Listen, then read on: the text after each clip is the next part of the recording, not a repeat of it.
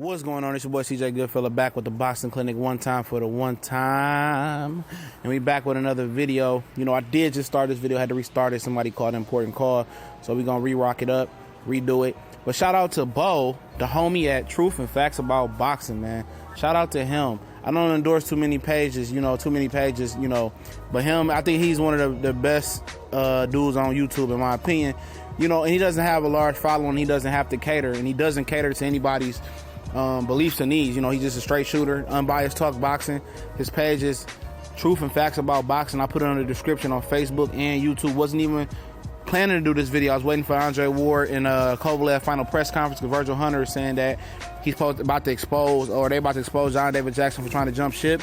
So, this is a video that it wasn't planned. I definitely got it from Bo, and I want to show him some love, and I'm going to put his description in a link. Y'all go show him some love. You like unbiased talk, you like this channel, 110% you will love his channel. And I think I ran into him and caught this video in the Movement or the Colossal Boxing Talk boxing group, one of those boxing groups. And I like what I hear, and definitely would love to link up and do something with that guy, man. He's a straight shooter. Got interviews with Stephen Bradman and other guys. So, basically what he was saying, though, after that long intro, that, why are certain fighters, every time they step in the ring, it's DEFCON 5, their careers on the line. Are they really trying to push the extinction of slick boxers in the sport, And I'm going to take it a step further with that. His video is about a 5-minute video. We're going to try to double that. Just talking about shit like that. You look at a guy like, Rigondeaux, every time he stepped in the ring, even though with his inactivity, it's his career's on the line.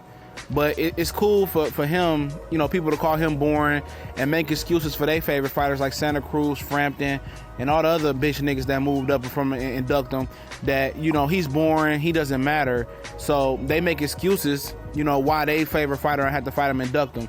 But as soon as Floyd Mayweather put Pacquiao on hold and put him on notice for the drug test, he was a duck. But they're not calling Santa Cruz a duck. They still supporting Santa Cruz, buying his shirts, watching his fights. Carl Frampton as well, Scott Quigg as well. But it's okay to duck as long as you don't like the guy. And every time some of these guys step in the ring, their career's on the line. It's over if Andre Ward takes an L to Kovalev. Let most people tell it. He's done. Anytime Floyd Mayweather, they were talking about every fight he was a big fight. If he take an L, he done. Lara, they pretty much, wrote him off at the Canelo fight. Even though a lot of people felt that he won that fight, even though I scored it a draw, people was trying to write him off. The Charlo twins, people don't like them, and they hope they lose every time they step into the ring. They didn't, and a lot of people point to it with Jamal knocked out Julian J. Rock, he was being disrespectful. He disrespected him at the fight, but leading up to the whole fight, the 5, 6, 7, 8, 9 months after that fight, Julian J. Rock was disrespecting him the whole time, but nobody batted an eye. Keith Thurman, they want to see him lose every time he steps in the ring. Floyd Mayweather, all these guys. They want to see him lose because they're good, they're threats, and they're going to be on top of the game. Period. And boxing is, pretty much moving into that phase where all they want to do is see them do is fight rock'em sock'em robot fights. The appreciation for the craft of the sport and the true meaning of the sport is done. It's done. It's really becoming done. And HBO's spearheading that. The commentaries only call, aggressive fighter the fights for aggressive fighters. They only put on fighters that they want to see on. And you think about it for a minute. If you're a real student of the game, or if you have followed Terrence Crawford's career, remember when Terrence Crawford, fought Klimov? That's the kid name. And it was a boring fight because he didn't get a knockout, and people was labeling him as boring. Oh, I don't want to see him again. And people were saying that shit about Terrence Crawford, and HBO wasn't really trying to give him dates after that. Oh, he's boring. We don't want to see him again. Fuck Terrence Crawford. He's not all that. But now everybody hopping up on his dick now because he getting knockouts, though. But when he wasn't knocking guys out like Ricky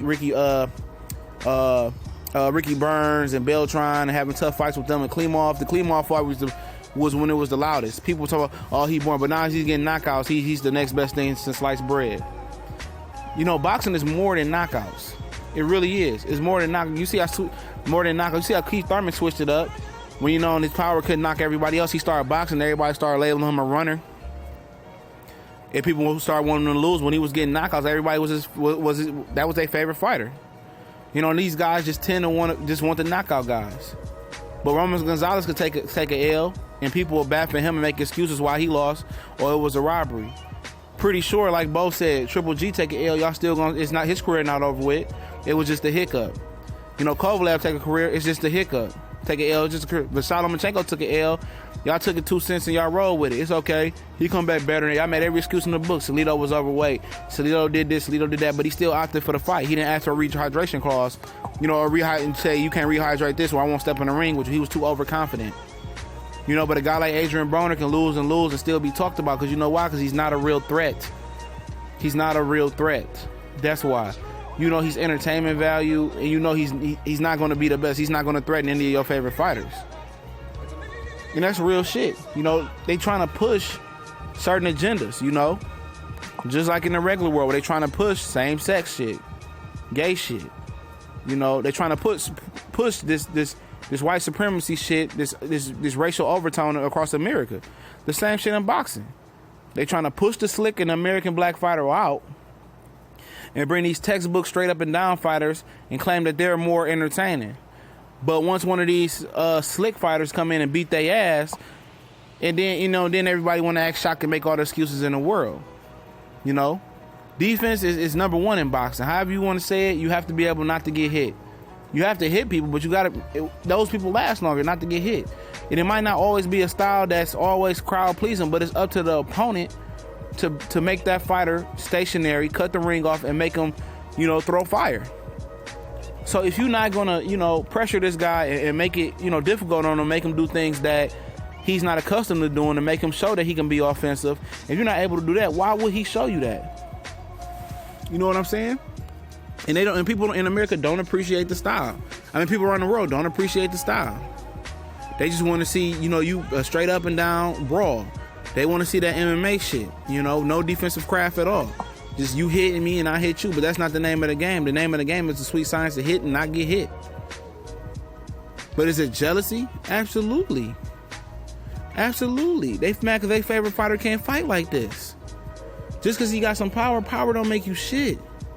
And they glance over the facts that, you know, some of their favorite fighters, quality of wins or quality of their resume is piss poor.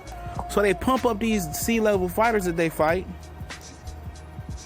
and tell you how good they is and boast about them when they fight their favorite fighter, so they can hang the hat on it. But one day you're gonna have to face the truth. You're gonna have to face one of these guys, you know. And people talking about, I just want to see knockouts, I want to see exciting fights. But what about Wilder? You know, he's exciting like Bo said. What about Wilder? He's wild, but he knock motherfuckers out. He get the job done. People don't love him. He ain't never been on the canvas in a professional fight. He knocked motherfuckers out. I thought y'all like knockouts, but y'all don't do shit but shit on him though. But you'll praise a guy like Golovkin and Kovalev for all this shit. But at the end of the day, they both had razor thin fights before. Kovalev really got beat by Darnell Boone. Triple G, most people think he lost to Danny Jacobs. But you just brush over that and glance over the fact that happened. But let one of these guys or somebody similar to them be in a close fight. Then y'all want to cry, oh, they didn't really win, they didn't do this, do that. Like I said in my last video, double, quadruple, triple standards. That's all this boxing is built on. You know, they mad because their favorite fighter ain't one of these guys. The guys are similar to him. Their favorite fighter is limited. When Roman Gonzalez got knocked out, you thought it was a fucking funeral. When he lost, I mean, you thought it was a fucking funeral. You know? When Triple G had a close fight, well, no, when Kovalev beat Ward, you thought it was a fucking funeral. When Ward beat Kovalev, you thought, that's what I mean, it was a fucking funeral. Niggas was crying about that shit till today, since November. So it is what it is.